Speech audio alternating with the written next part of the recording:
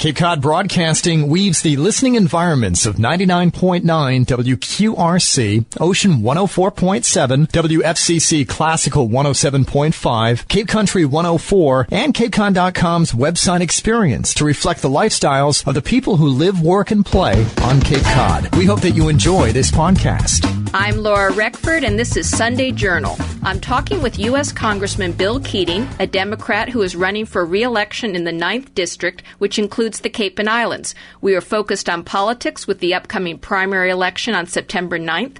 Among the races that will have a contested primary is a Republican race for who will appear on the general election ballot for the 9th congressional seat. 4 Republicans are running. The primary will determine which of them will appear on the general election ballot in November against Congressman Keating. We will meet all of those candidates later in the show, but first we talk to the incumbent. Bill Keating, welcome to the show. Well, I'm glad to be here, Laura. It was great to see you just the other day as well as we're traveling around the district. Thank you so much. Let's start with your background. For the voters who may not be familiar with you, tell us a little about yourself and your path to Congress. Well, I've been fortunate enough to have a pretty varied background. I've been a member of the legislature, both in the House and the Senate. I was able to go to law school, working my way through and have a small business with a law degree. Also, I was a district attorney for 12 years in Norfolk County, and I've been fortunate enough in the Cape to be in my second term representing people in Congress. So it's been the executive side, the private side, the legislative side, and all those things come in very handy in a very challenging Congress these days. Let's get right to talking about what you feel are your most important accomplishments since you've held the office. You've been in office as our congressman since 2010. Well, my focus has been dealing with, particularly during these times, our economy and jobs. If you do those things and we succeed in those areas, many of the other things will follow. Without those, we're not going to be successful economically as a country, and that affects our ability to reduce our debt because we'll be able to grow the economy and get more revenues. It hurts our ability to deal with the most important issues that government can do that other entities can't do, whether it's protecting our environment or protecting our security.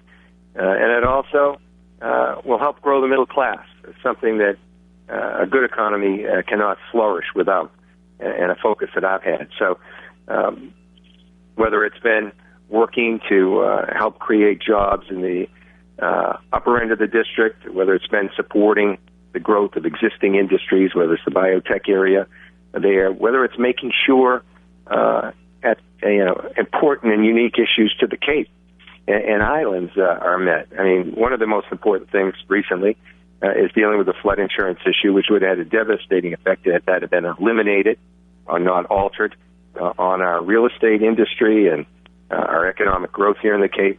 I've concentrated on Joint Base Cape Cod, where, among other bases all through the country, there are cuts trying to grow jobs there, whether it's the unmanned aircraft or working currently to try and create a cyber center, one of our nation's cyber centers there in the Cape, whether it's creating over 1,000 jobs through Cape Wind in the district, or working on a free trade agreement that will increase jobs here as well as help our exports.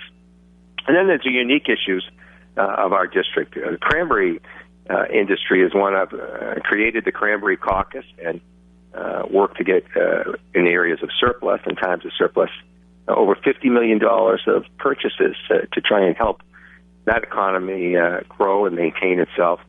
I've worked on the labeling issues and exporting of cranberries. I've also worked on the fishing industry, trying to help bring emergency funding for fishermen as well. So whether it's the H-2B visas that support our restaurants and hospitality industry, or making sure that we're safe and we're able to have basic public safety functions like our police and fire, as well as work particularly on our health care issues and community health issues that are important and have been really beneficial to Cape Cod and the island. That's a wide range. Sounds like a lot, so we have been busy. A wide range of issues you've covered there. I'm Laura Reckford, and this is Sunday Journal. We're focused on politics with the upcoming primary election on September 9th. I'm talking with Congressman Bill Keating, who is running for re-election. He is uncontested in the primary, but will have a Republican challenger in November. Now, I know you serve on the Foreign Affairs Committee. There's certainly been a lot of activity in that area in recent weeks. Well, in the broader range, I mentioned briefly, and I didn't want it to go without emphasis, that the biggest strength we can have going forward is a strong economy. We saw that in Ukraine, where I was very involved in that issue because of my particular assignment on foreign affairs, where our economy and the sanctions that we can place, the strength of that economy working with other countries that are our allies, that's going to have greater strength going forward than our military strength. And that's an opinion shared by the chair of the Joint Chiefs of Staff, Martin Dempsey, as well. It's always important to emphasize that because I think it's overlooked. In the current Mideast situation, this is as dangerous, I think, and as complicated a time as many scholars and commentators can remember in the last half century. Because there's so many different pieces. I was just briefed again this morning from our intelligence people on what's occurring in Iraq and Syria. Currently, we're making some progress. The Iraqi government is making some progress in moving away from Maliki and towards a leader who will bring in Shia Sunnis, the Kurds, so that they all have a place in government.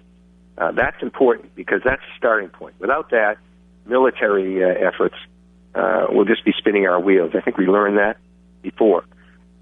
We are continuing, as we speak, airstrikes to try and support strategic measures, and the Kurds in particular are becoming very strong in mounting a challenge against ISIS and ISIL.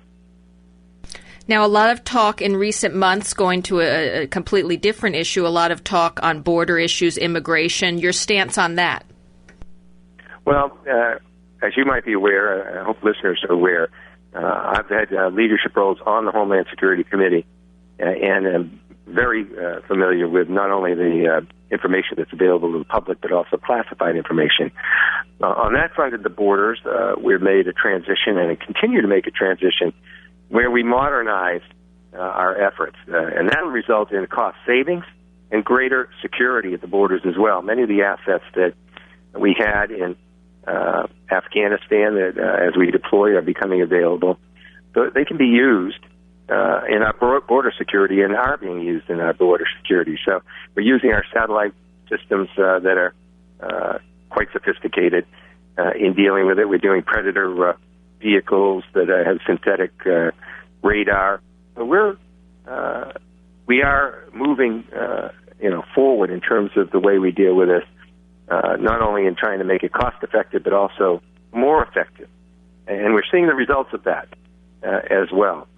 So in terms of the Mexican border, we've made and continue to make progress. But our security around the world, the greatest threat we have is one of domestic or homegrown radicalized terrorists, and that continues to be the case.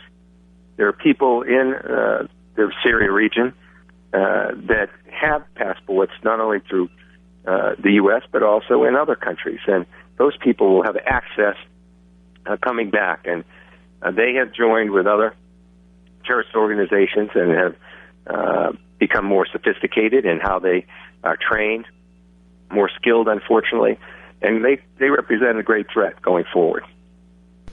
And we have really just about a minute left, and I wanted to give you a chance to differentiate yourself from your Republican challengers. I prefer, honestly, to look at my own challenges in terms of trying to do the best I can for the Cape and Islands and continuing to do that. And that occupies so much my attention that I think trying to draw comparisons, that's in the last analysis, going to be decided by the people that honor you with their vote by continuing forward. The one thing that I have found as I've gone through this district that I really am quite pleased with in terms of feedback is the hard work of our office.